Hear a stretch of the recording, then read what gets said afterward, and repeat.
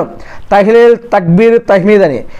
తహ్మీద్ అంటే అల్హమ్దులిల్లా అని, తహ్లీల్ అంటే లా ఇలాహ ఇల్లల్లాహ్ అని, తస్బీహ్ అంటే సుబ్హానల్లాహ్ అని. అంటే అల్హమ్దులిల్లా సుబ్హానల్లా అల్లాహు అక్బర్, అల్హమ్దులిల్లా సుబ్హానల్లా అల్లాహు అక్బర్, అల్హమ్దులిల్లా సుబ్హానల్లా అల్లాహు అక్బర్, అల్హమ్దులిల్లా సుబ్హానల్లా అల్లాహు అక్బర్, అల్హమ్దులిల్లా సుబ్హానల్లా అల్లాహు అక్బర్.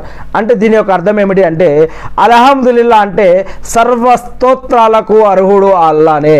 అల్హమ్దులిల్లా. లా ఇలాహ ఇల్లల్లాహ్ అంటే అల్లా తప్ప ఆరాధనకి అర్హులు ఎవరూ లేరు, ఎవరూ కారు. లా ఇలాహ ఇల్లల్లాహ్ అంటే. అదేవిధంగా సుబ్హాన్ అల్లా అంటే ఆ అల్లాకి మహిమ కలుగును గాక. సుబ్హాన్ అల్లా అంటే అల్లాకే మహిమ కలుగును గాక అని. అల్హమ్దులిల్లా, లా ఇలాహ ఇల్లల్లాహ్, అల్లాహు అక్బర్.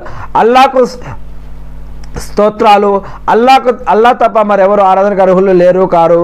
మరియు అల్లాకి మహిమ కలుగునుగా కానీ అల్హమ్దులిల్లా, లా ఇలాహ ఇల్లల్లాహ్, సుబ్హాన్ అల్లా అని వీటి యొక్క అర్థం.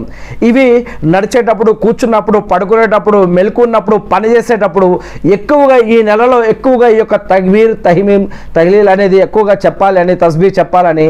మరి దీనివల్ల అనేక రకాల పుణ్యాలు ఉన్నాయి.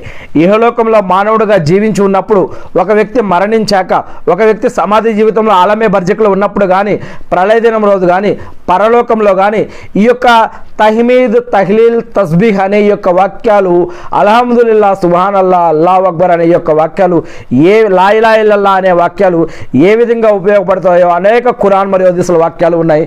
మీరు కూడా తెలిసి ఖురాన్ చదివి హదీసులు చదివి మీరు కూడా ఈ యొక్క విషయాలు తెలుసుకోవచ్చు.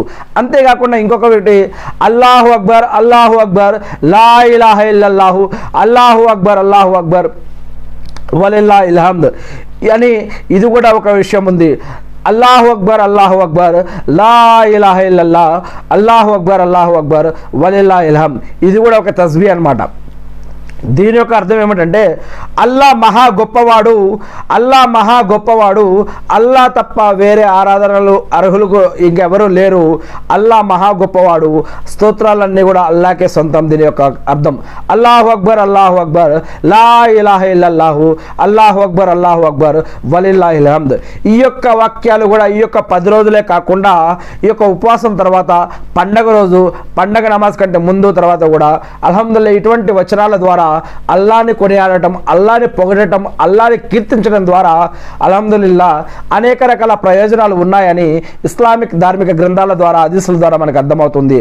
అంతేకాకుండా ఇంకొక ముఖ్యమైన విషయం ఏమిటంటే అది ఇస్తగ్ఫార్. ఇస్తగ్ఫార్ అంటే ఏమిటి అంటే పాప క్షమాపణ, పాప విమోచన, పాపాలని కడిగి వేసుకోవడం, పాపాల నుంచి విముక్తి పొందడం, పుణ్యాల వైపు పరిగెత్తడం మరియు పాపాలని క్షమించబడడం